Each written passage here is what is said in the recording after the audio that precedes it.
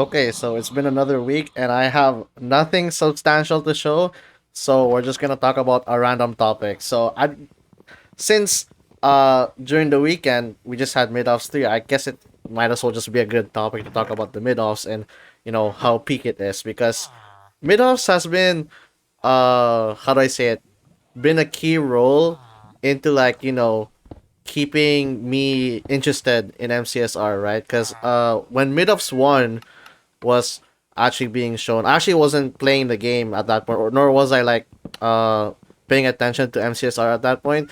It was just at the time coming back. It was around Midoffs 2 in December when that was happening, and the storyline going into Midoffs 2 was basically being was it hyped up by the previous Midoffs, because if you couldn't tell, previous Midoffs was the whole Johnny versus Jumper Who, and like the Jumper Who videos and the Curryway videos definitely carried the hype all the way to Midoffs 2, and at that point my attention was there. And so yeah, Midoffs 1 was just good, like how do I say it, important for like establishing my interest, like a stronger interest into MCSR. So like good on the event organizers for doing that. I guess specifically Tobo, since he's like the main organizer or something like that, right?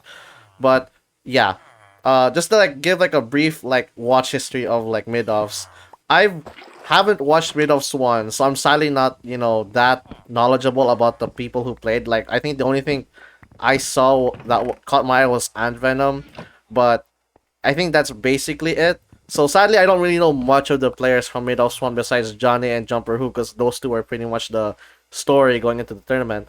But Midoffs 2 was where I actively watched which members which players were being drafted, and like how practice was going on. I mean, to be specific, thanks to the Curryway and like the Jumper Who videos, I actually just kept watch of how Curryway would give two of his players like coaching, right? And that was pretty interesting for the most part.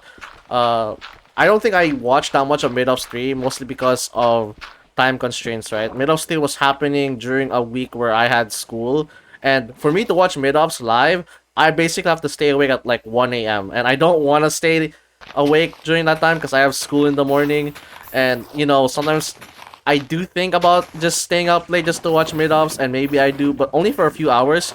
I'm pretty sure by the time the Midoffs day finishes, it's like 7 a.m. in the morning for me. And at that point, I would not have slept at all, and my sleep schedule would be hella broken, and I don't want that. So yeah, Midoffs 3 I didn't pay attention to, but Midoffs 2 was really where I paid most of my attention to, like in terms of training and in terms of playing. So I did get most of like the upsets live, and Midoffs 2 was actually the tournament for upsets, because was it during the first round? I can't really say on the top of my mind which round specifically were the most upsets. I guess I know Sylvie's was an upset. I know like Ish was an upset if I remember correctly. That's like the two most prominent. Oh, there was the Max GG versus Saikuno. That one was insane to watch. I'm not gonna lie. That one, that's peak mid-offs. Like I feel like mid-offs 2 introduces like what is peak mid-offs, where when they say anything can happen in mid-offs, anything can happen in mid-offs. Like the most unthinkable thing you can think of will happen in mid-offs. And honestly, that's just really hype. I think mid-offs 3 also carries that point further when we had that Ludwig death in the Stronghold. That was crazy. I didn't watch most of those matches live. I did not see Ludwig die in the Stronghold live. But just seeing the fact that he died in the portal room and then had to reset and still won is low-key peak mid-offs. I'm not gonna lie. That's actually so sick. Um, but yeah. What other matches am I thinking of that were hype? For mid-offs 2, I'm trying to think. I was keeping watch of CPK and 5 up because I know Krayway was.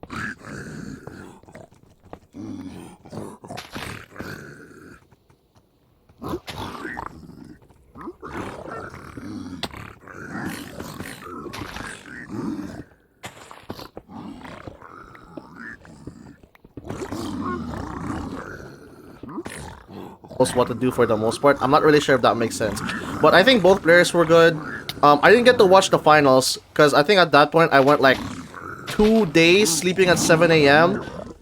And my sleep schedule was hella broken, so I could not watch the finals. But Midoffs 2 was very exciting for the most part, right? What else am I thinking of? Midoffs 3. I didn't watch much of Midoffs 3. I think the only things like I was watching on were specifically Evbo and Saps, because I think everyone just knows them from their what is it? Their very famous YouTube videos. I guess Evbo is like the Civ vid. I yeah, both are Civ videos actually. I'm actually being dumb. But like Evbo, his own Civ videos, and Saps being part of Isha's Civ videos. So like I had my eyes there because I kind of just know those uh online personalities. But yeah, I think Middle State was like the most, how to say it, proficient players so far. I don't know why. I think I'm thinking of Super TF, Nominal Gravy, Evbo. Those guys were legit playing Emerald level gameplay in mid-offs. Like, was it the Nominal Gravy Evbo match where it literally ended in like 13 minutes, and like the only uh point of concern in that match was the fact that Evbo did not take the right terrain, or like they took the wrong terrain, did not see the forges, and they lost even though Evbo was like a minute ahead. Like, that's legit Emerald level gameplay. You could not see anything that was very much a mistake. It was most likely just small inefficiencies that you can usually get away with in mid-offs, because that's not really a place where you'd play the fastest. But no kidding, all of them were playing fast. And then was it Nominal Gravy versus Super TF, where one of them hit an 11-minute time? I'm like, what the hell?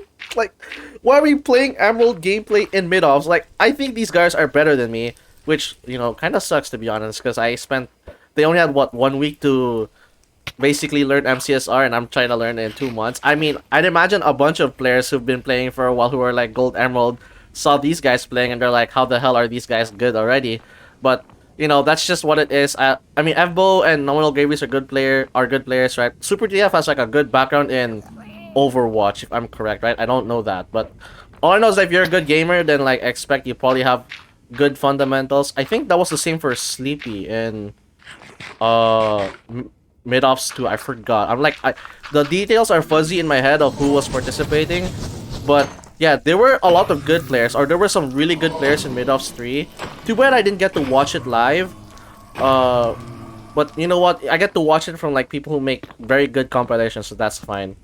Um, I guess we can stray a bit from talking about the matches and so on, because I do have a personal thought with mid-offs and the whole idea of coaching, because I really like it when coaches just really know how to properly like mentally train their players. I think the one moment I can really point to was mid-offs 1, specifically when Jumper died early into the seed against Ant Venom, and the mental capacity for like the coach to keep their player calm is honestly very impressive. I'm like very impressed by how Krayway handled that situation, and I think he's not the only one.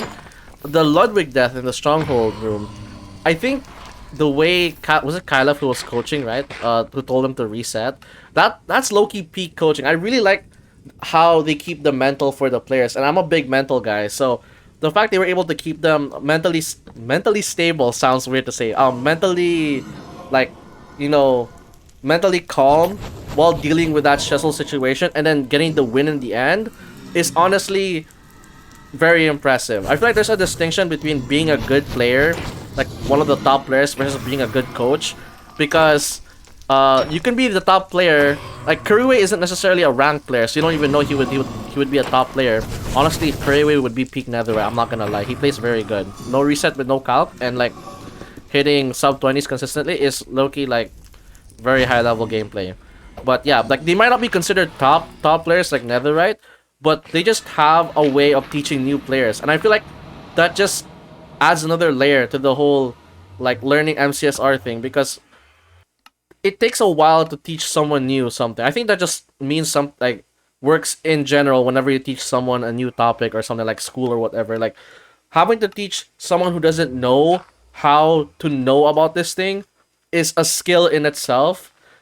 And it's impressive how some of these coaches who aren't necessarily top players know how to teach some players better than even the top players themselves, right? Speaking of coaching, coaching is very interesting. I keep thinking of Curryway because he's a good coach, right? Like I would let that guy coach me. Loki, like I wish he could coach me. I mean, I think everyone wants Curryway to coach them. I don't know. I feel like that just makes sense, right? But I'm also thinking of was it the Hacks coaching? He is honestly such a funny coach just because of the analogies.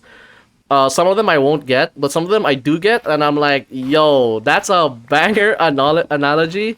And nowadays I usually like to think of some stuff through analogies as crazy as Hacks because that's low-key inspirational. Infume coaching is very funny because I low-key wanna think Infume as my goat, like goat player, rank goat player. I mean, of course, Loki is the goat, but I mean, like if I'm rooting for someone, it's usually I want to root for Infume, right? But his coaching experience is so funny. I think was it this Sylvie coaching that really brought up the whole Infume hating women or like being nervous around women. We do not do the hating women jokes. I don't want to talk about that. But I mean, the whole Infium being nervous around women gimmick, like that is Loki, not Loki, Heike. It's Heike, very funny. And honestly, props to him for being able to handle like those type of situations as just a joke. Because some people might not like those type of jokes, but honestly, he's taking them really well. And honestly, it's actually making me question if the whole being nervous around women is an actual gimmick or it's a real thing. And either way, like it works out for his whole reputation type thing because people get to know him more as a personality. Granted, it's being nervous around women, but whatever works, right? Hopefully he doesn't regret making up with that kind of personality. But it is what it is. We're about to hit the end of the run here, so I'm just gonna tie it all up. Midoffs is peak. I'm actually excited to watch the next one. Hopefully, I'm free that time around just to watch it. Because I really want to watch them live. Watching it live is definitely an experience in itself. I'm not the type to chat in Twitch chat, but I really like just reacting to whatever happens in the gameplay. And I find it funny that I end up trying to find micro stuff like micro stuff that might end up influencing how the gameplay works, even though that doesn't really matter in the mid level. But yeah, watching it is just an awesome experience. I'm just excited for the next one, and I don't know who's gonna be in the next one, but I'm just excited to see how the coaches and players interact. The gameplay might not be high level, but it's entertaining nonetheless. So yeah, I guess thanks to the event organizers. You guys are sick.